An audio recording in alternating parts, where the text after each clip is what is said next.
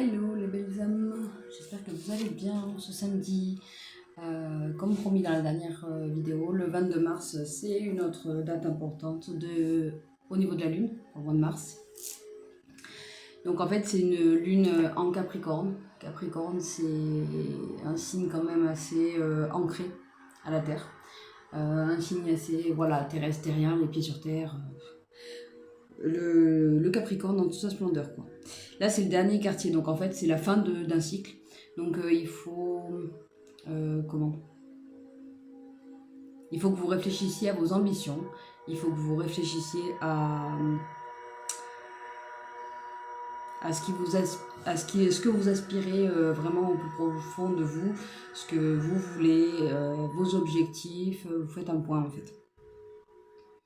Vous allez sentir par contre comme le poids de responsabilité, comme si sur vos épaules il y avait un gros poids, des grosses responsabilités, qu'on vous attendait au tournant.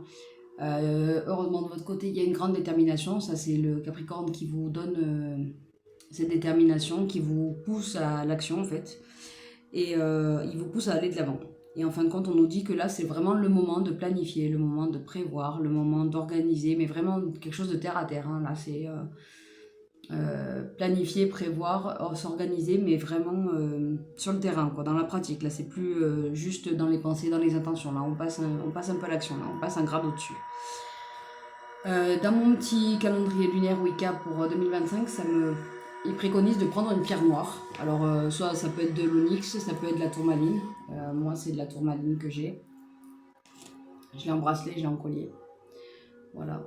Et en fin de compte, il nous préconise de mettre une pierre sombre, ou si vous avez noir, dans le creux de vos mains, et d'essayer de vous visualiser en plein ancrage. L'ancrage, en fait, c'est que vous fermez les yeux, vous mettez une musique apaisante. Là, moi, j'ai mis 963 Hz parce que c'est la fréquence qui nous permet de nous connecter avec nos guides spirituels. Et donc, vous prenez un moment pour vous, vous faites attention de ne pas être dérangé parce que c'est un moment pour vous et il faut vraiment le visualiser en fait, c'est pas juste dire les mots. Vous visualisez en fait que vous vous tenez debout, le mieux c'est de le faire debout pour bien ressentir et d'imaginer en fait que sous vos pieds il y a des racines comme les racines d'un arbre, que sous vos pieds il y a des racines qui commencent à pousser en fait en dessous de vos pieds et à être vraiment solidement accrochés au sol en fait. Et vous verrez que si vous le faites bien, vous allez sentir que vous ne pourrez plus ni avancer, ni reculer, ni gauche-droite. Vous allez être vraiment ancré à la terre et comme immobile en fait, comme s'il y avait une force qui vous retenait au sol. Et puis après, c'est la continuité, hein. Vous visualisez l'arbre, donc vos jambes elles commencent à se serrer et vous devenez un tronc. Ça monte, ça monte, ça monte, jusqu'à ce que vos mains, vos bras, en fait, ce soient des branches avec des fleurs qui poussent, des feuilles qui poussent, des fleurs qui fleurissent. Vous visualisez l'arbre que vous voulez, mais il faut que ça vous parle. Vous êtes l'arbre, vous avez le soleil au-dessus de votre tête en fait, et vous allez ressentir la lumière en fait avec vos branches. Vous allez attraper le soleil et le ramener jusqu'à votre cœur. Ça, c'est un principe d'ancrage que j'apprends quand je fais des retraites spirituelles en pleine nature, en pleine forêt. Mais après, vous avez des méditations, des hypnoses, des voyages astraux pour le faire. Après, voyage astral, je mets en garde parce que il faut pouvoir revenir après derrière. Il faut avoir un sacré mental pour avoir la force de revenir derrière. Voilà, donc en ce 22 aujourd'hui, là, le mot d'ordre, c'est ancrage, pied sur terre, concret, passer à l'action, aller de l'avant, mettez en pratique, concrétisez vos intentions, concrétisez votre objectif. Je veux faire ceci, je veux attirer cela. Ok, là on en est un grade au-dessus maintenant. On passe à l'action, on fait quelque chose pour que ça aille dans ce sens-là. On sent qu'on est bien les pieds sur terre, on est bien sur terre, on n'est plus dans les pensées, on n'est plus dans le... Voilà, là c'est plus l'inconscient qu'il faut laisser parler. L'inconscient nous a dit ce qu'il fallait qu'on fasse, ce qu'on voulait, ce qu'il fallait qu'on manifeste à nous. Maintenant on passe à l'action. Voilà pour le 22 mars. Je profite de cette vidéo juste pour vous dire un peu tout ce qu'on peut aborder dans ce livre-là, avec le sommaire.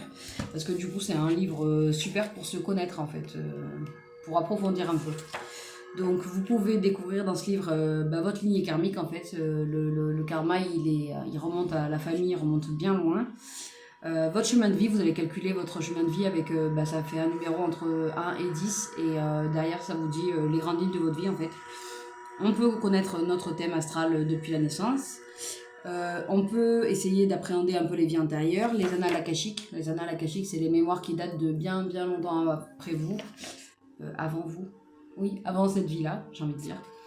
Le cycle karmique, ça va vous expliquer comment faire un point sur votre situation actuelle, où en est votre karma et qu'est-ce qui vous attend et qu'est-ce que vous devez faire pour voilà, le nettoyer, tout simplement. C'est mieux. Après, ça vous explique les cycles de lunaison. Ça explique l'hypersensibilité, les émotions. Pour les vieilles âmes, elles sont hypersensibles, elles sont émotives, elles sont empathes, et ça explique vraiment pourquoi. Ça permet de mieux comprendre pourquoi on est comme ça. Après, il va y avoir des exercices pour équilibrer vos chakras, des tests pour les corps énergétiques. Ça, c'est en fait l'aura. C'est votre silhouette de la tête aux pieds qui vous entoure, et il y a plusieurs couches. Et il y a plusieurs corps. Il y a le corps bouddhique, le corps causal, le corps atmique. Enfin bref, il y a plein de couches dans l'aura. Et ce livre-là, cette phase-là de ce livre, ça va expliquer comment se connecter à son aura et comment l'analyser. C'est super intéressant, j'ai tout fait pour moi. Après, ça va vous expliquer les différentes relations karmiques et essayer de savoir si vous avez une flamme jumelle, si vous l'avez déjà connue, si vous êtes en lien avec, et comment vivre avec ça. Il va y avoir plein d'exercices pour se connecter aussi avec son guide. On va pouvoir faire des tirages aussi pour essayer de connaître son animal totem. Il y a un exercice de connexion pour vous connecter à votre animal totem. Il y a un exercice qui explique comment recevoir un message lors de ses rêves. C'est ce que je vous avais déjà expliqué dans une vidéo. Vous pouvez émettre une intention avant ou poser une question avant de vous endormir. Et vous aurez la réponse au fur et à mesure. C'est pareil, cet exercice-là, je l'ai appris là. Je savais un peu déjà comment faire, mais concrètement, je me suis exercée comme ça. Vous avez un chapitre entier sur votre force spirituelle, c'est-à-dire comment savoir si vous avez du magnétisme, vous l'avez déjà, mais comment l'appréhender. Est-ce qu'il est fort, pas fort? Est-ce que vous pouvez vous guérir? Est-ce que vous pouvez vous soigner? Voilà, il y a des exercices aussi avec le pendule. Pour les gens que ça intéresse d'avoir un pendule, il faut le faire en sécurité parce que ça peut attirer de la merde. Donc ça, voilà, des exercices pour se connecter. Je vous montre le dernier vieux parce que celui-là, je ne l'ai pas montré, il est juste magnifique aussi. Tout en or. Magnifique. Après, vous avez les canaux de médiumnité. Pour ceux qui sont médiums et qui ont la capacité de développer ces capacités médiumniques, ils nous expliquent comment choisir un canal. Il y a un exercice sur comment développer votre intuition, je vous en ai déjà bien parlé, mais il y a des informations en plus, et il y a des exercices qui se font aussi. Pour ceux qui ont des pierres, alors moi vous savez, il y en a plein là, améthyste, œil de tigre, tourmaline, et ils expliquent comment se connecter avec sa pierre. Pour ceux qui ont des pierres, c'est un exercice de connexion, vous allez y arriver, un exercice de connexion pour vous connecter à votre pierre et lui émettre des intentions et comprendre sa force et vivre avec la pierre et être plus connecté, on va dire. C'est pas juste porter la pierre qui va faire quoi que ce soit. Pour moi, il y a une limite avec les pierres. Si on n'émet pas d'intention dessus, si on la décharge pas, si on la recharge pas, si on n'y met pas nos énergies, c'est joli, mais ça s'arrête là. Il y a tout un chapitre sur la loi de l'attraction, le lâcher prise, exercice pour lâcher prise. Il y a plein de gens, quand je leur dis lâcher prise, ils me disent mais ça veut dire quoi lâcher prise en fait? Je dois faire quoi? Donc je les guide, mais là il y a un autre exercice. Il y a l'exercice du pardon, de la méditation, de l'ancrage, on vient d'en parler, de l'amour de soi et des voyages astraux. Et encore une fois, je mets en garde, il faut le faire en étant guidé. Je parle en connaissance de cause. Après, vous avez tout un chapitre sur les phases sombres.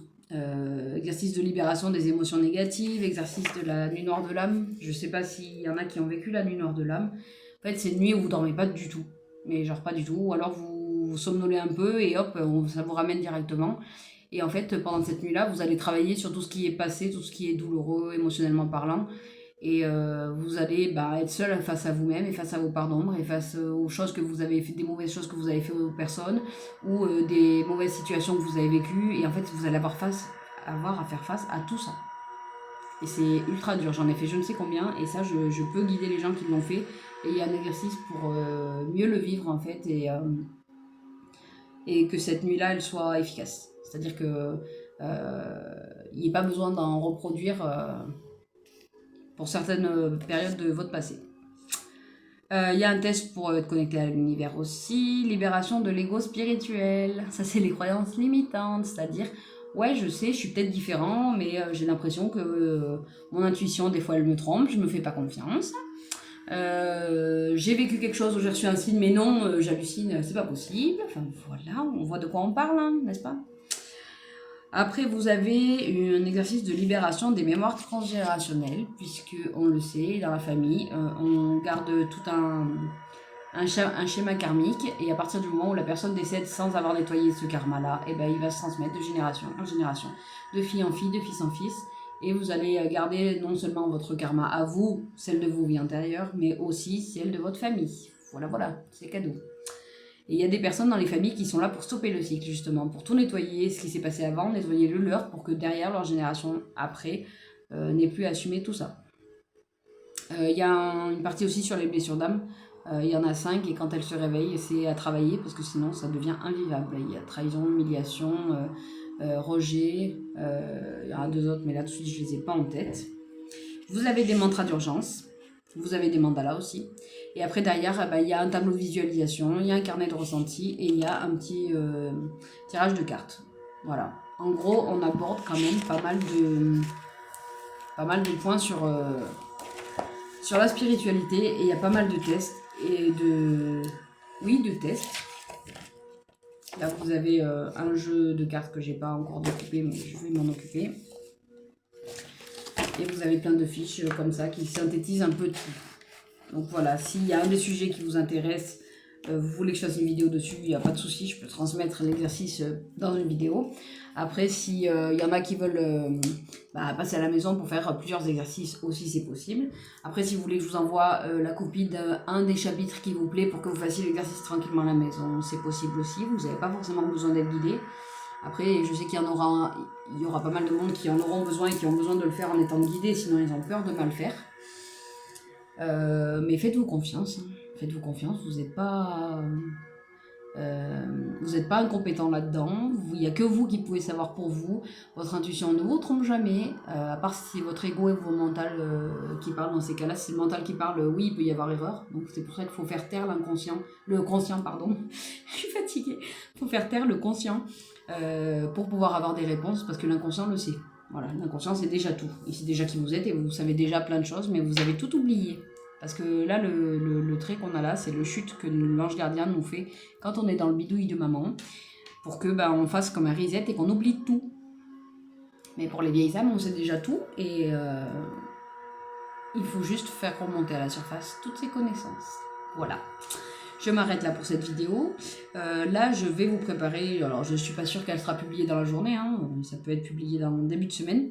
Hier, j'ai fait un tirage à une consultante et j'avais dans l'idée en fait de vous expliquer dans les grandes lignes rapidement, je ne vais pas rentrer dans les détails, mais comment j'ai interprété ces jeux de cartes, sachant que je lui ai fait un tirage de cartomancie général, complet. Surtout, donc travail, amour, santé, voilà, avec des réponses au pendule. Donc je vous ferai une petite synthèse de tout ça, si ça vous dit, ça va être dans tous les cas publié dans la journée, demain ou début de semaine, parce que je vais essayer de faire des vidéos différentes, j'en ai un petit peu assez d'être derrière la caméra toute sage, toute mignonne et de sans bouger. Donc voilà, j'ai envie de passer à un niveau au-dessus et d'essayer de faire des montages vidéo. Voilà, sur ce, je vous souhaite une belle journée les belles âmes, et à bientôt.